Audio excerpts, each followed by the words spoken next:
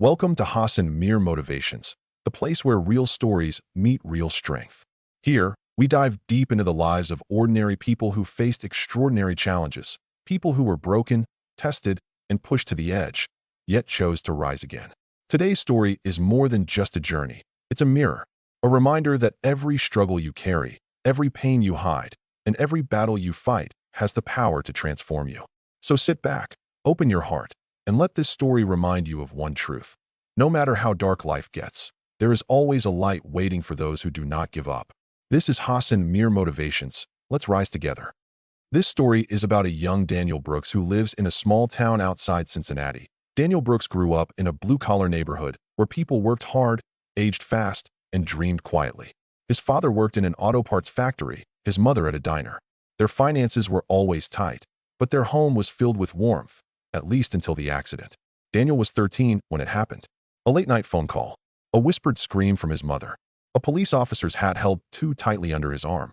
Daniel watched his mother collapse as the officer explained that his father's car was struck by a drunk driver on an icy highway.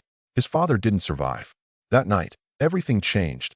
Their financial stability, their home's warmth, and Daniel himself. He inherited silence, responsibility, and adulthood too early. His mother worked double shifts. Daniel balanced school with part-time jobs. He grew up believing survival was the only purpose of life. But pain left a scar, a quiet vow he made at his father's grave. One day, I'll give Mom the life Dad wanted to give her. He didn't know how, but he believed he would. By the time Daniel turned 18, he wanted one thing: college. Not for status, not for fun, but to build a future where his mother didn't have to scrub tables at 1 a.m. for tips. He dreamed of studying engineering. He was smart, hardworking, and determined, but dreams in America often needed money he didn't have. Scholarships came in, but not enough. Financial aid helped, but didn't cover everything. His mother offered to take a loan, but Daniel couldn't let her drown in debt. So he enlisted in the U.S. Army. To many, it was a patriotic decision. To him, it was survival. Boot camp was the first place Daniel felt structure again: rules, focus, purpose. But it was also the first place he realized something profound. Everyone there was broken in some way. Kids escaping poverty, veterans overcoming trauma, men trying to rebuild their lives. Daniel realized pain was universal, but what made people different was how they rose after falling. Daniel's deployment to Afghanistan wasn't heroic like the movies. It was heat, dust, sleepless nights, and constant fear that today might be the day something goes wrong. But it was also where he met Sergeant Caleb Turner, a man who would forever change his life. Caleb was older, confident, and carried laughter like a shield. While others survived day by day, Caleb lived each moment. He always said, "Brother, if you walk through hell, walk like you own the place." Caleb became Daniel's mentor, his anchor. He taught him leadership, courage, and, most importantly, to find purpose even in chaos. Then came the day Daniel would remember forever. A roadside explosion, a blinding flash, a ringing in the ears, dust, screams. When Daniel opened his eyes, he found Caleb lying beside him, alive but unable to move. Daniel dragged him through debris, ignoring shrapnel slicing his arms and legs. He pulled Caleb behind a wall just before another explosion shook the ground. Caleb survived, but he lost his right leg. Before being evacuated, Caleb grabbed Daniel's hand with trembling strength and whispered, "Don't waste your life, kid. You got a fire most people never find." Those words became a seed planted deep inside Daniel, one that wouldn't bloom until much later. Returning home was harder than the war. Daniel completed his service, used his GI benefits, and finally entered college. But the transition from military life to civilian life was brutal. His classmates were carefree. They worried about exams, relationships, and parties. Daniel worried about sudden noises, crowded hallways, and nightmares. He kept everything inside, believing vulnerability was weakness. He excelled academically, but lived emotionally detached. His mother noticed, but didn't push. She simply hugged him longer than before, knowing her son was fighting battles she couldn't see. By his mid-20s, Daniel graduated with honors and landed a stable engineering job. His life looked perfect: good salary, good apartment, good resume. But inside, he was still carrying the explosion, Caleb's voice, and years of silent pressure. He didn't know it, but life was about to test him again. One autumn evening, Daniel got a call from his mother's workplace. She had collapsed.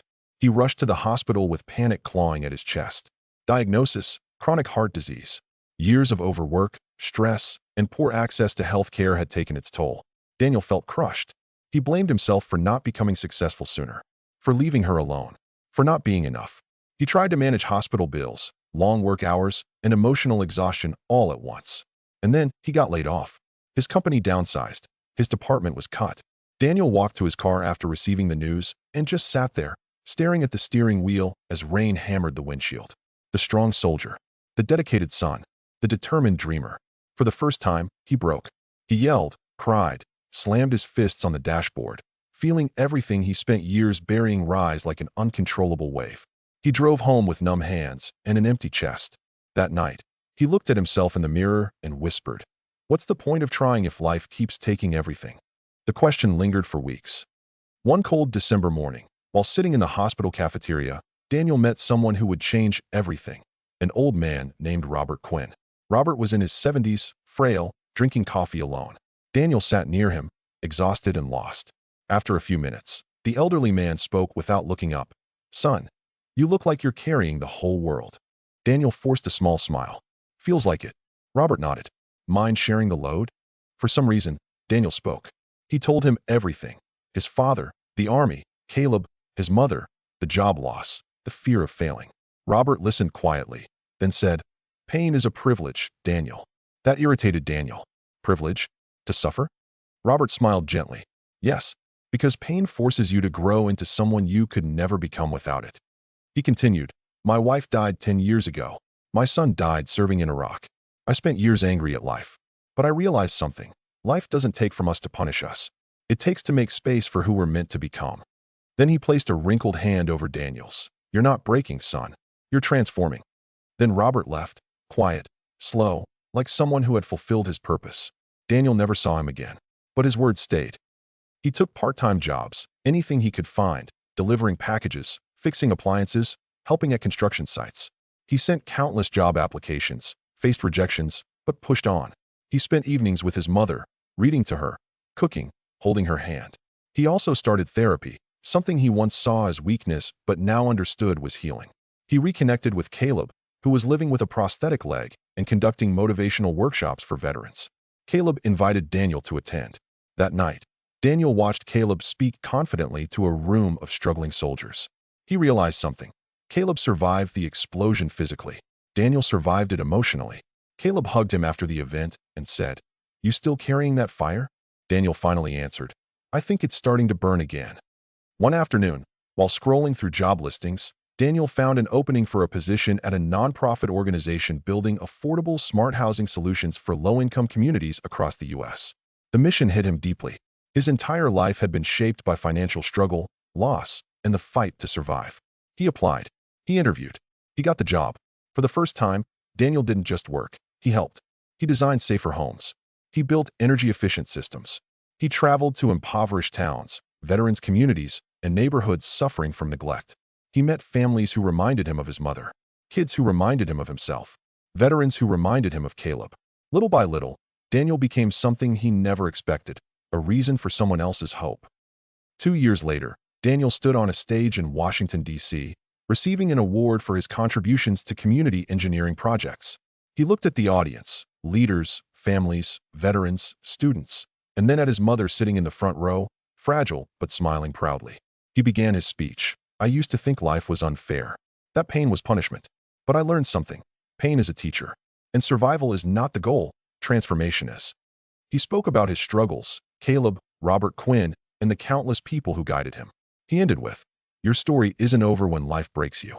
It begins when you decide to rise anyway." The room erupted with applause. But the greatest applause came from his mother, tears streaming down her cheeks.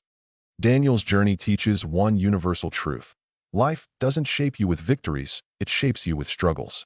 Every setback is not a signal to stop. It's a doorway to becoming the person you were meant to be. Pain is not the end. Failure is not the end.